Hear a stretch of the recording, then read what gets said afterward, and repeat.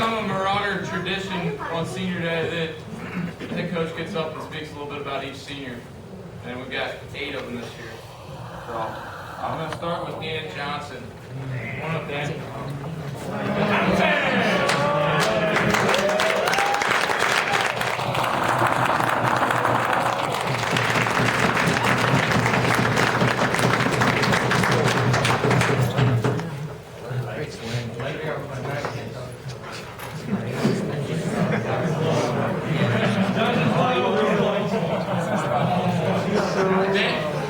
Dan came here about 5 years ago and got the opportunity to see him play in high school a little bit.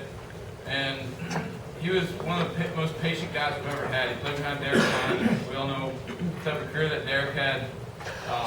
And he was behind Derek for 2 years, and he got 2 at-bats his first 2 seasons. 5, sorry. So, 5 of the walks, just 6 plate appearances. And his patience, his resiliency was fantastic. It's what you look for in a player. He's a teammate that these guys, you know, the quiet leader, that these guys look up to him on a daily basis. Quietly put together an amazing career. It's pretty obvious he's going to be a 3-time All-PSAC guy. There's been, he might be the first one in program history that's been a 3-time All-PSAC player. And he's done it at a position that is tough to win. And if you look at these guys in the big leagues, it's really hard to put together a career as DH. It's hard to stay consistent. It really is. You laugh about it, but it's a tough thing to do on a daily basis to get up every day and hit. And it's been hard to get him out of the lineup. And that's usually a position there's some ups and downs there. So congratulations on that. Dan had a big interview yesterday, and he's going to have a great coaching and teaching career. So wish you all the best, man.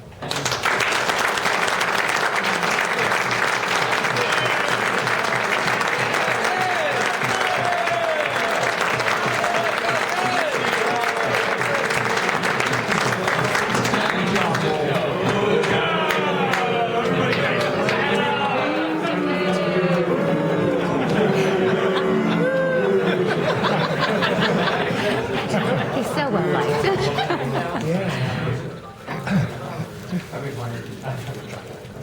I remember going to Manheim Township High School and seeing Adam pitch in a playoff game.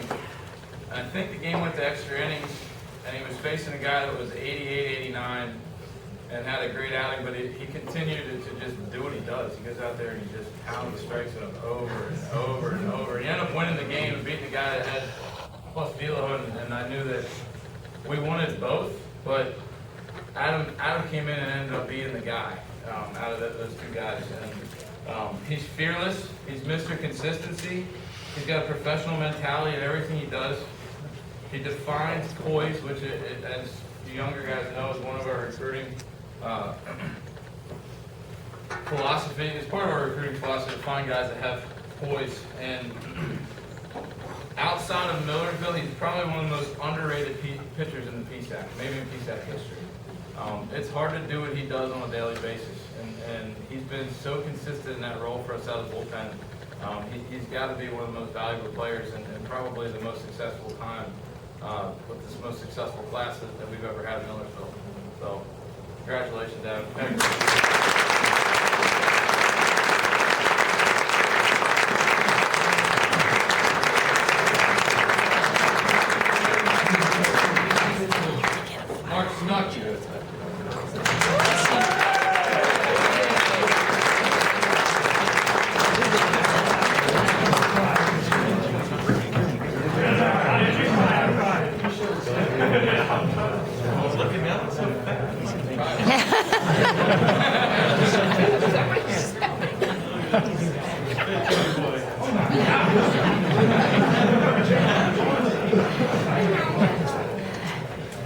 When I started talking to Mark after his release up at, and not that he got released, but once he got his release at Marist, we just talked about having a great experience.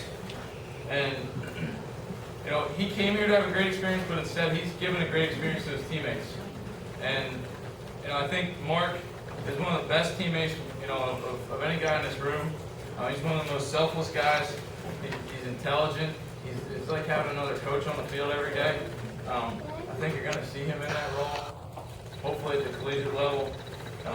His defense is MVP defense. When Evan King and Ryan McCormick left last 2 years, those are big shoes to fill defensively. And Mark's come in and gone from a Gold Glove defender in center field to a Gold Glove defender at second base.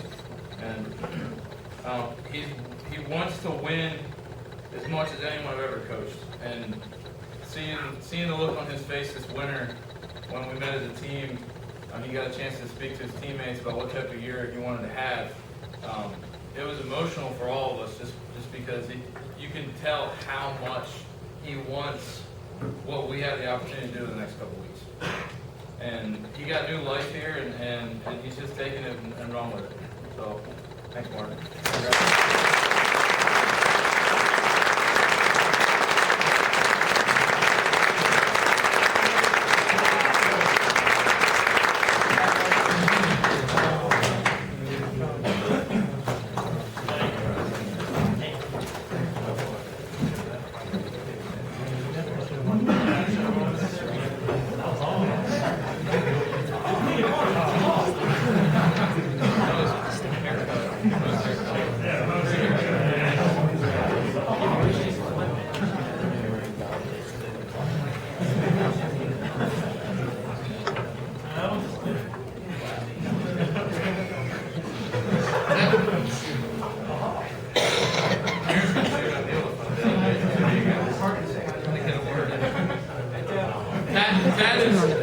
That's Mr. Win. The guy goes out every year and he wins. And his first couple outings every year tend to be a little bit rough, but it's amazing to me when he gets in a pressure situation. Once we start PSAC play, he's nearly unbeatable. He's 13-2 lifetime in the PSAC East, which is just an unbelievable statistic considering how tough the league is. I don't know if that's any kind of record or not. That's a phenomenal thing. He has a professional mentality. I'll talk a little bit about his under pressure situation, but he's got an unbelievable amount of poise.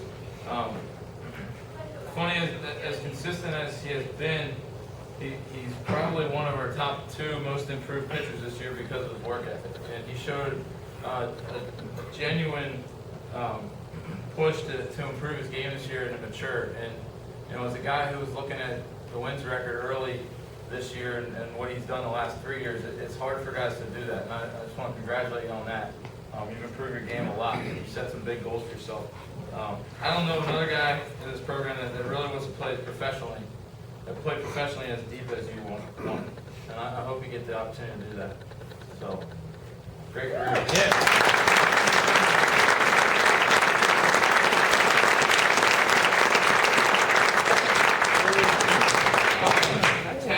Tad broke the wins record on April 6th versus Bloomsburg, and he's not allowed to have this yet because of NCAA rules, but it just has the game-winning ball in there and picture.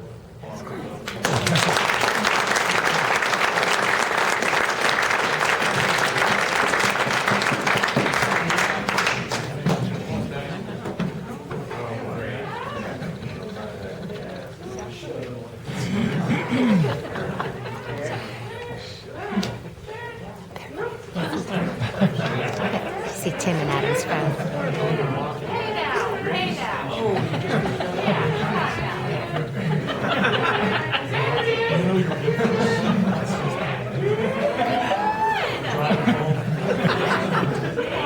I'll probably be sharing Zach's story for the next 20 years.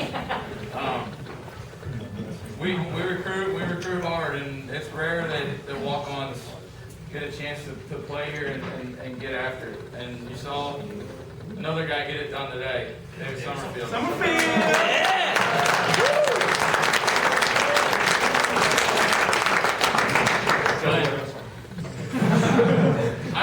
Zach's taught me more about myself as a coach than probably any other player, and it's just to give chances to guys that you never really expect to work out. It's a great story. If you guys don't know, he's got an email from the Westchester head coach in his locker to this day that says he's a mid-level or low-level Division III player. there isn't a coach in this PSAC that wouldn't want him on the team. Division II or Division I, for that matter, he could play for anybody in the country, in my opinion. And he's worked extremely hard. Probably, statistically, he'll be able to tell you this more, but the best offensive player in school history. He's probably the most intelligent hitter that I've been around in a college uniform, and I'd say one of the top 3 or 4 in a professional uniform. He's a student of hitting. He's a great teammate. He pushes his teammates. There's not too many guys that show up at 6 a.m. and hit in the cage, but he's pushed 5 or 6 of these guys that show up on a regular basis. And he's an example from that side of things. He's a competitor, and not to jinx him, but I think he had his 25th or 26th hit today, and he has 1 strikeout in conference player right now. And that's really what his personality shows, is that type of, I'm going to beat you every day, and there's no way that you're going to find a way to beat me. Probably the most proud thing I am of him is that he's gone from a 2-0 student to a 3-0 student. And he's worked his butt off in his class.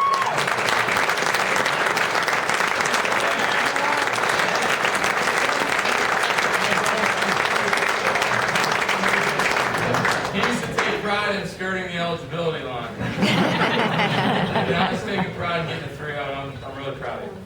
So, Zach's done.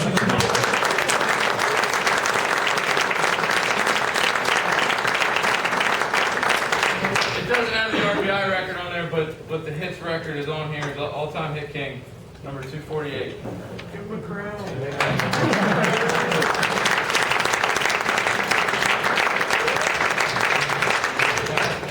All of you. Because I got something to say about you to talk to the group.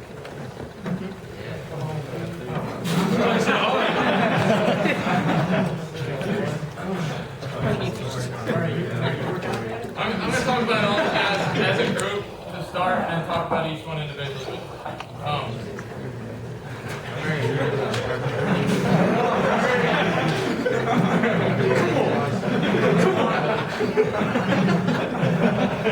These guys are tireless workers. We've obviously had some staff change, and Coach Forrest and Coach Thompson have done an outstanding job this year, keeping these guys on a level head and introduce themselves to the program. They've done a great job, but these 3 guys here have been just so consistent for us over the years. Bobby's a player, coming back as a coach this year, and David and Ryan. Behind the scenes, they spend hours and hours and hours and hours that they don't get paid for to do scouting reports and to do charts and to do statistics. And I've done each one of those duties, and I can honestly say that it allows me to spend more time with my kids, my wife. And as a coach, I just want to thank you guys. You take a lot off our plate. What you do is important. You're 3 of the most selfless people I've ever met in my life. And it's taken our program to another level. You're coaches. You're not players. You're not friends. What you do is important on an everyday basis. And you made a big impact on these guys on how to live their lives, and I appreciate that. So.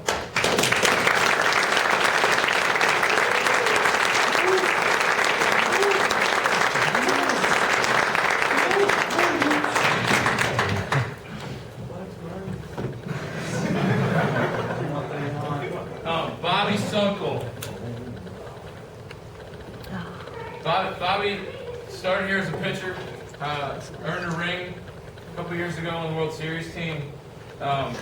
Outstanding student, and he does our stats on a daily basis, which probably take a few hours every time he has to compile them. Thousands of ground balls, thousands of fly balls, thousands of pitches. And he's got to go back through each one of them and compile those stats. And he's done an outstanding job with it, and it allows our guys to know where they're at and know what they need to continue to work on from the process standpoint. So battle adversity with your injury. You're an outstanding individual. I really appreciate all the time you spent, and you've always been a part of this program. So thanks, Bobby.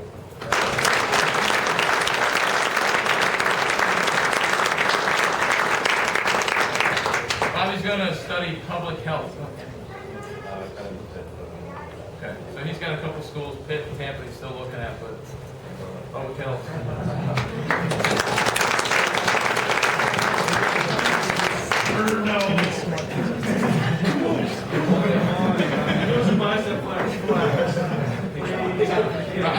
Ryan Murray transferred here a couple of years ago from Misericordia and was a pitcher and walked on. And every once in a while, you get lucky with some guys that just show up on your doorstep. He's one of those guys. He's spent countless hours in the weight room, working with our guys, working on himself.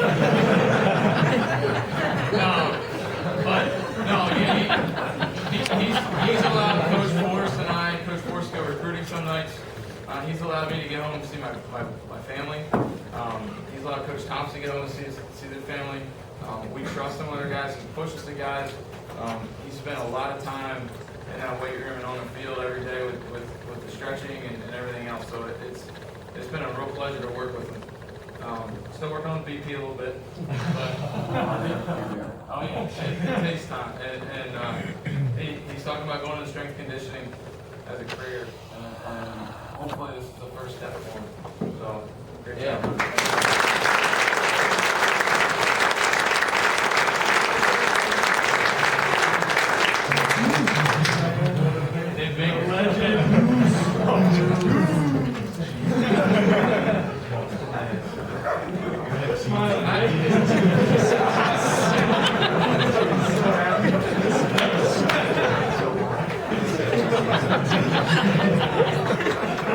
I got hold up and tearing up a little bit with him. Just because of all the time he spent, not one bit of it's for himself. The last 5 years, and I don't know anybody that could have an injury, try to come back, have another injury, try to come back, and do what he's done for this program. I don't know that he could be more important as a pitcher for us. I really don't. He's been an integral part to this staff. I don't know how he did it living with Stone and Mel and Martin, but he did.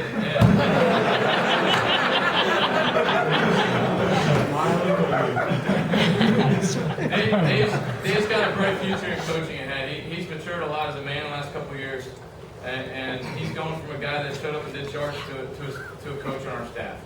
A guy that we ask for important input from on a daily basis. A guy that, I haven't had to look at a chart for 4 years. I don't mean after the game, I mean just knowing things are going to get done. And that's an unbelievable thing for a young man who, again, I don't know why you do it every day. I don't know why you do it.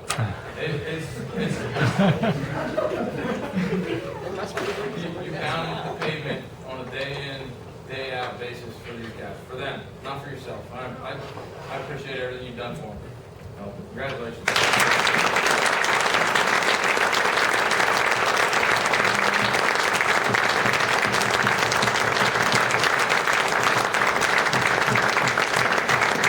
not done yet. So we're not done. Let's go get a couple tomorrow and take it to